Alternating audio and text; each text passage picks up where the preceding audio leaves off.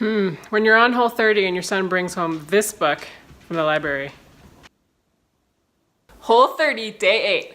I've been feeling great today. I've had like even energy all day long.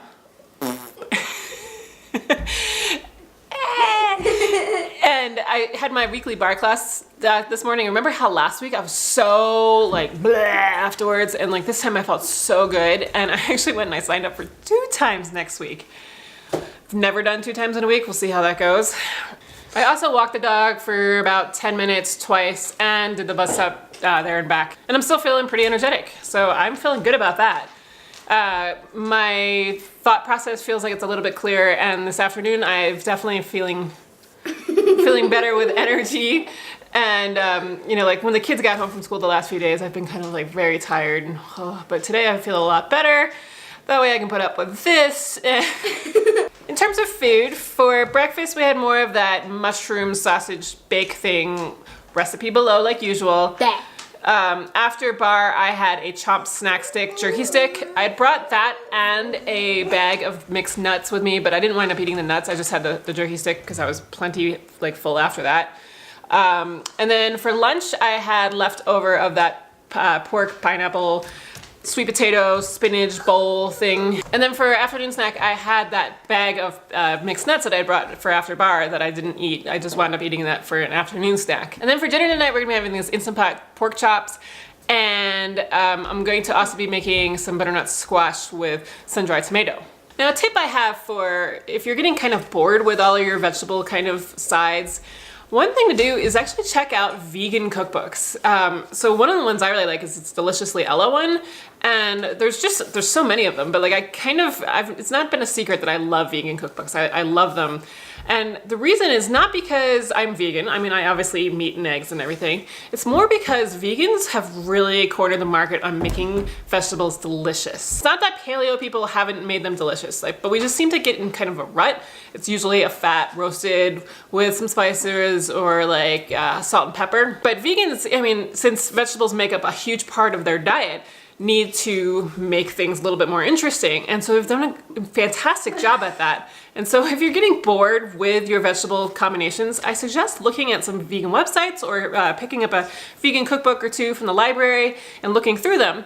And you'll notice that a lot of the ingredients are not paleo compliant or Whole30 compliant, but like, I mean, they'll use grains or like beans or something like that as a component in their dishes. But a lot of times it's because they're trying to bulk up their dishes to replace the protein that we're getting through meat. So you can just simply remove them. So the recipe I'm making tonight, for example, is this chickpea and squash salad. And it's basically just like butternut squash, paprika, mixed herbs, some chickpeas, chili powder, arugula, and sun-dried tomatoes.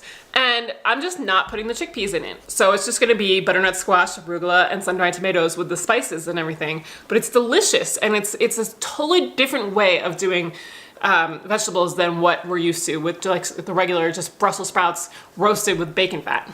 Brussels sprouts are delicious, but this is another great change. So I suggest just taking a look at some of these just to get some new ideas. All right, now I'm gonna go play with these ruffians. It's Whole30 day 9 now. Starting to lose track.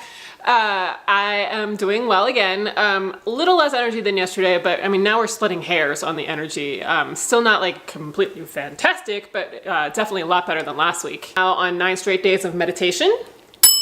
For movement, I did a 30-minute walk with the dog, and then another 10-minute walk, and then to the bus stop and back twice. I was gonna get up this morning and do yoga, but I still am having a hard time getting out of bed.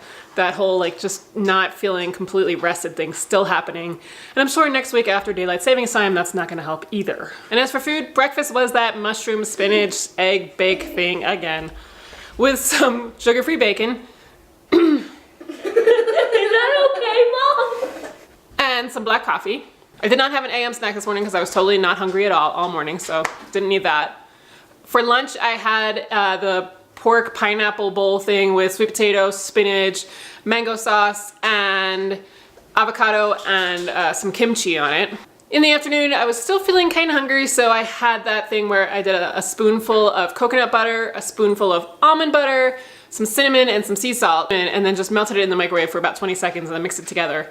And that really held me over until dinner last time, so I think that will be fine again today. And for dinner tonight, I'm excited about it because it's our movie picnic night, and I'm making these turkey bites from Nom Nom Paleo's recipe that have this sugar-free apricot jam on it. And then I'm gonna make patacones, otherwise known as tostones, which are twice fried green plantains, and they are so good. They're crunchy and salty. It's a closer thing to a treat food for me in this Whole30, but it's something that's gonna be good because we usually do fun, kid-friendly kind of meals on Friday night, and so we get to do them tonight.